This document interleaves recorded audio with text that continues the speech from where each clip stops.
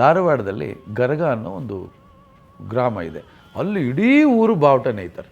ನಮ್ಮ ದೇಶದ ಬಾವುಟ ಅದು. ನಾವು ಆ ಬಾವುಟಕ್ಕೆ ಎಷ್ಟು ಗೌರವ ಕೊಡ್ತೀವಿ.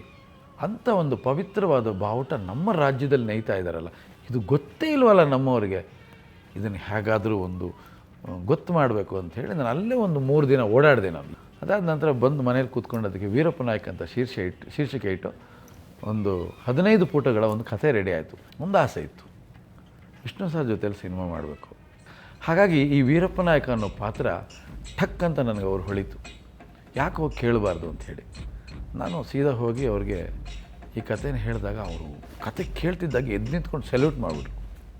ಅದಾದ ನಂತರ ಒಂದೇ ವರ್ಷದಲ್ಲಿ ವಿಷ್ಣು ಸರ್ ಜೊತೆ ಸಿನಿಮಾ ಮಾಡಿದೆ, ರವಿ ಸರ್ ಜೊತೆಲಿ ಸಿನಿಮಾ ಮಾಡಿದೆ. ಅದೇ ವರ್ಷ ನನಗೆ ಶಬ್ದವೇದಿ ಶುರು ಆಯಿತು. 3 ಸಿನಿಮಾಗಳು 3 ಸ್ಟಾರ್ಗಳು, ದೊಡ್ಡ ದೊಡ್ಡ ಸ್ಟಾರ್ಗಳ ಜೊತೆಲಿ ಒಂದೇ ವರ್ಷ ಶುರು ಆಯಿತು.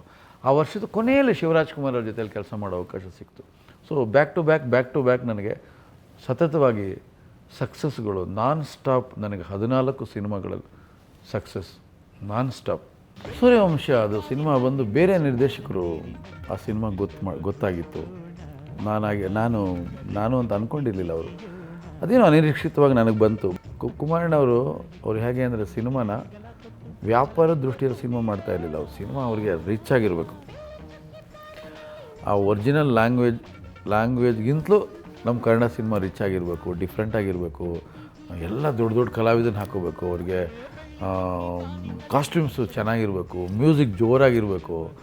ಈ ಥರ ಅವರು ನಿಂಬೆಹಣ್ಣು ಕೇಳಿದ್ರು ಕುಂಬಳಕಾಯಿ ತಂದು ಕೊಡ್ತಾರೆ. ಆ ಥರ ಎಸ್ ನಾರಾಯಣ್ ಅವರು ಕನ್ನಡ ಚಿತ್ರರಂಗದಲ್ಲಿ ನಮ್ಮ ಕನ್ನಡ ಭಾಷೆಯಲ್ಲಿ ಪುಟ್ಟಣ್ಣ ಕಣಗಲ್ ಅವರು, ಸಿದ್ಧಲಿಂಗಯ್ಯನವರು, ನಮ್ಮ ನಾಗೇಂದ್ರ ರಾಯರು, ಪಂತಲವರಿಗೆ ಹಲವಾರು ಹಿರಿಯರೇನಿದ್ದರು.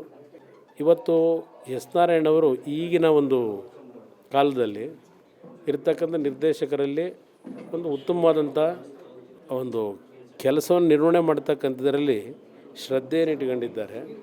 ಒಬ್ಬ ಉತ್ತಮವಾದಂಥ ನಿರ್ದೇಶಕ ಕನ್ನಡ ಚಿತ್ರರಂಗದಲ್ಲಿ ಇದ್ದಾರೆ ಅನ್ನೋದು ನನ್ನ ಅಭಿಪ್ರಾಯ.